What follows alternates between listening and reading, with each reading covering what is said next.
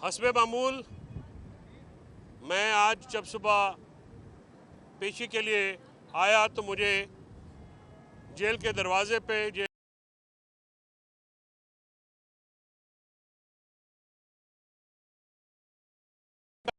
का हर केस में मैं लॉयर हूं और हर केस जेल ट्रायल में जो हो रहा है मैं उसमें पेश भी होता हूं। उन्होंने कहा जी आपका नाम क्लियर नहीं है। तो मैंने कहा कि वो क्यों क्लियर नहीं है, इसका जवाब देने से कतरा रहे थे। तो मैंने देखा बाहर जियो न्यूज़ के सीनियर रिपोर्टर हैदर शराजी साहब, वो भी अनक्लियर थे। किस वजह से थे ये समझ में नहीं आया। हमारी तो समझ में आ गया कि हमने क्योंकि खान साहब का ख़त जो है उसके कंटेंट शेयर किए थे आप लोगों से, तो उसका बुरा मान गए। तो मैं आज अंदर कैमरे की तरफ मुंह करके कहा था कि मैं दोबारा करूंगा। तो सर 6 पॉइंट है इमरान खान के ख़त के, जिसमें उन्होंने कहा है कि फ़ौज से और अवाम की दूरी के ये 6 वजूहात हैं। इलेक्शन रिगिंग, इलेक्शन 2024 जो फॉर्म 47 की माइनॉरिटी हुकूमत इस्टेब्लिशमेंट ने हमारे ऊपर इम्पोज की, रिजल्ट चेंज किए इलेक्शन कमीशन ने और उनको तहफ़्फ़ुज़ फराहम किया काजी फाइज़ ईसा ने, जिसका अवाम बहुत बुरा मनाती है और अवाम एक नफ़रत है और इसका ज़िम्मेदार वो इदारों को ठहराते हैं। मुझे नहीं मालूम इस गुफ्तगू के बाद मैं आपके पास गुफ्तगू कर सकूंगा या मैं इंतज़ार पंजोक्ते की तरह किसी इंसिडेंट का हिस्सा बन जाऊंगा, लेकिन ज़रूरी है कि ये बातें रिकॉर्ड पे लाई जाएं। दूसरा नुक्ता, 26वीं आईनी तरमीम जिनकी बात सिक्कों के तहत निज़ाम अदल पे हमला किया गया, निज़ाम अदल को तहस नहस किया गया और अदलिया को बांदी बना दिया गया है। जजेस को रेवेन्यू एहलकारों की तरह यानी पटवारियों और क्लर्कों की तरह ट्रीट किया जा रहा है। ये किसी एक जज का मसला नहीं है, ये इदारे का मसला है। लेकिन वकला जब पीछे मुड़ के देखते हैं तो इस कमीनगाह में कुछ जजेस भी मुलव्वस हैं जो हैंड इन ग्लव हैं अपने इक़्तिदार की लालच में। कोई सुप्रीम कोर्ट में एलिवेट होना चाहता है, कोई चीफ जस्टिस बनना चाहता है, कोई जज भर्ती कराना चाहता है। तो उस सिलसिले में अदलिया का इदारा रहे ना रहे, इनकी नौकरियां रहनी चाहिए। मैं आज बिल्कुल वाशगाफ लफ्ज़ों में ये कह रहा हूँ कि ऐसे चीफ जस्टिस होने पे कोई फ़ख्र नहीं होता जिसके अंडर मातहत अदालतों के अहकामात को रौंद दिया जाए। वो एक तख्ती होती है, तख्ती तो कब्रों पे भी लग जाती है, जिस पे मदफून का अता पता मालूम होता है। जो तारीख़ में ज़िंदा रहते हैं वो फैसले करते हैं, वो जुर्रतमंद होते हैं, वो बाकिरदार होते हैं, वो ताकतवरों के साथ हाथ मिला के अपने इदारे की तबाही नहीं करते, बैक स्टैबिंग नहीं करते। तारीख़ में हमेशा वो जज जिंदा रहे हैं जिन्होंने आइन और कानून और जमहूरियत का साथ दिया। वो जज तारीख़ का हिस्सा बन गए, काजी फाइज़ ईसा जैसे, जिन्होंने ज़ाती मुफाद के लिए अवाम के वोटों की चोरी को तहफ़्फ़ुज़ फराहम किया। पाकिस्तान में 26वीं आईनी तरमीम और अदलिया का निज़ाम तहस नहस करने में सिर्फ 2 वजूहात हैं। एक वजह इमरान खान के केस है और दूसरी वजह इलेक्शन फ्रॉड का सामने आ जाना है। इसको कवर देने के लिए 26वीं आईनी तरमीम की गई, पार्लियामेंटेरियंस को उठाया गया, किसी को ख़रीदा गया, किसी के घर तोड़े गए, किसी के बच्चे उठाए गए। ये रिकॉर्ड की बातें हैं। 8 फरवरी 2024 को ये हुकूमतें जो नून लीग और पीपल्स पार्टी जो इस्टेब्लिशमेंट की बी टीम है, उन्होंने अपने सियासी क्रेडेंशियल्स जो हैं उनको ख़त्म कर लिया। ये वो दिन था जब नवाज शरीफ में अगर थोड़ी सी भी जमहूरियत होती, को गैरत होती, तो वो पीटीआई का मैंडेट तस्लीम करते। और तारीख में एक सियासतदान के तौर पे याद रखे जाते हैं। सिंध वालों में अगर थोड़ी बहुत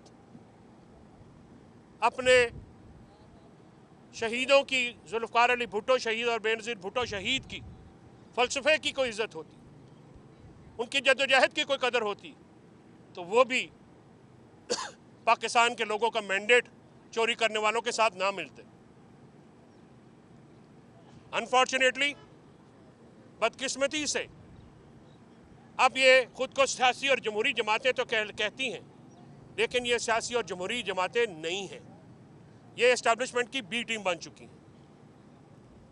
पीका लॉ वो तीसरा नुक्ता है जो कि मेन स्ट्रीम मीडिया को गैग करने के बाद, उनका गला घोंटने के बाद सोशल मीडिया और इंटरनेट पर असॉल्ट के लिए वो काला कानून पास किया गया। जो असेंबली पीका लॉ जैसा काला कानून पास करे, जो निज़ाम अदल पे वार करे, वो जमहूरी तो नहीं हो सकती। हाँ, वो आमरों की नुमाइंदा हो सकती है। इसमें कुछ जमातों को इस्तेमाल किया गया, उनके साथ वादा शिकनी की गई। पाकिस्तान के 8 फरवरी जैसे ही करीब आ रही है तो पंजाब और इस्लामाबाद में ये 47 की हुकूमत जो है वो इस तरह घबरा के छापे उसने शुरू कर दिए हैं। पीटीआई के वर्कर्स जो हैं, रहनुमा जो हैं, उनके घरों पे और उनको उठाया जा रहा है कि कहीं 8 को जलसा न कर लें। तो मैं अवाम को ये मैसेज देता हूँ कि ट्रायंगुलर सीरीज़ है, वहाँ पे जाएं और कैदी 804 के नारे लगाएं, इमरान खान के नारे लगाएं।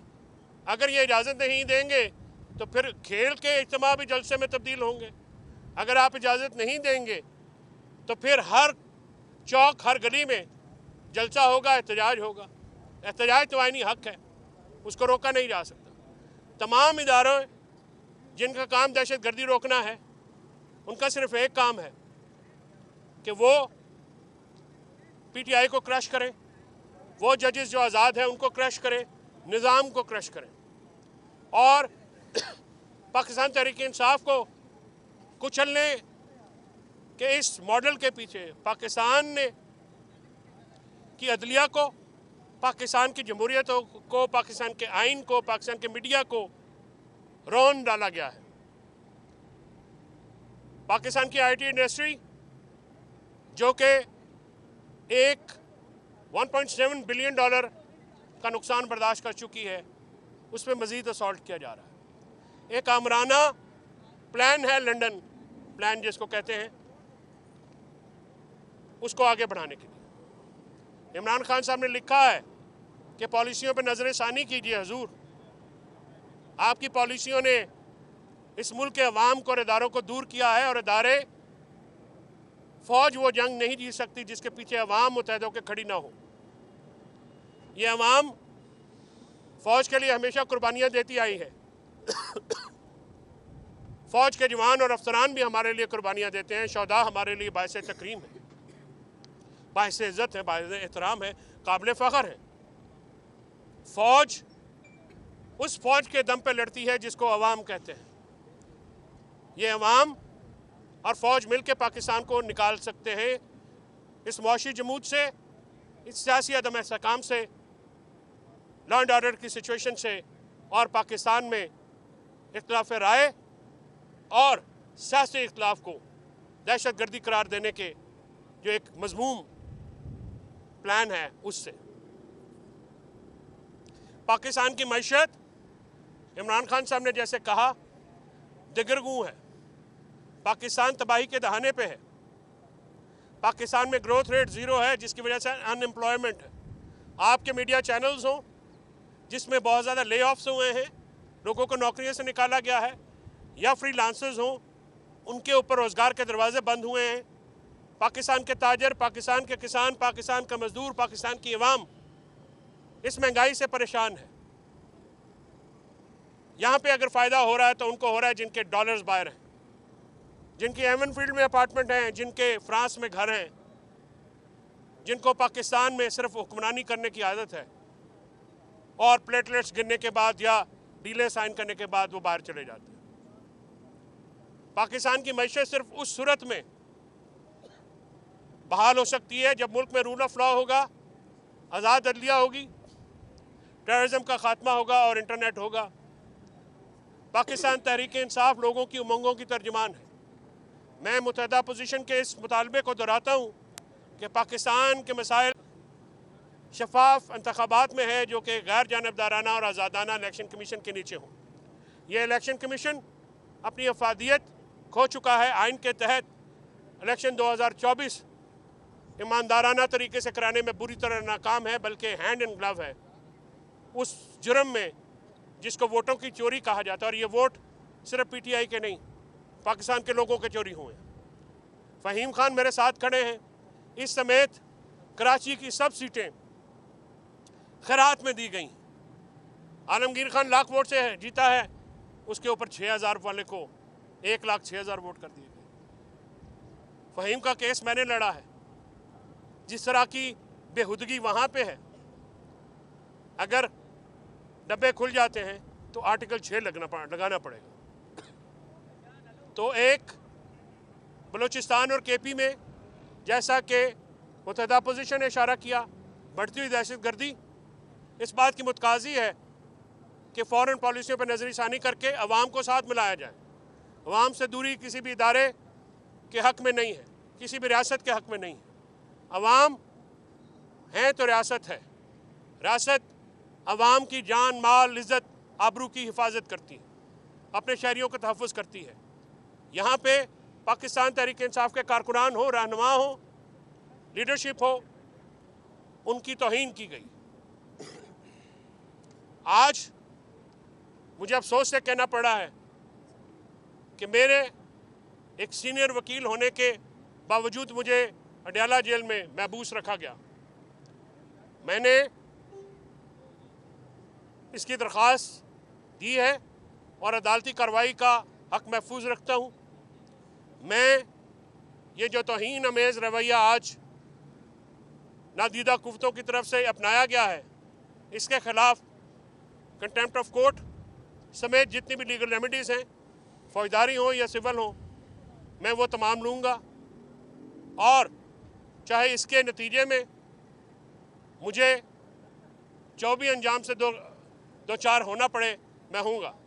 मैं बार कौंसलों को, बार एसोसिएशनों को जिनका मैं मेंबर हूँ, उनके सदूर को, उनकी बॉडीज़ को रिक्वेस्ट करता हूँ कि वकला की जो तहकीर और तौहीन है, ये आपकी तहकीर और तौहीन है, निज़ाम इंसाफ की तौहीन। इसको प्रोटेक्ट किया जाए।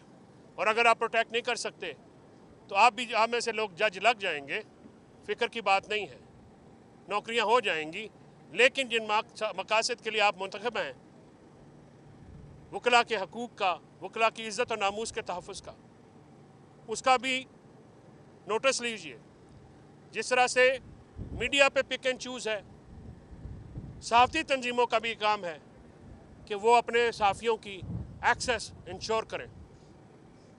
अगर बड़े इदारे अपने रिपोर्टर्स को अदालत में नहीं पहुंचा सकते तो ये काबिल अफसोस बात है, और इस पर आवाज़ न उठना सहाफ़ती और वकला तंजीमों की तरफ से ये ज़्यादती होगी। हम इमरान खान के ख़त के लिखे हुए मंदरजात के एक एक नुक्ते से मुत्तफ़िक हैं, और हम चाहेंगे कि उस ख़त को अंडर द कारपेट स्वीप ना किया जाए।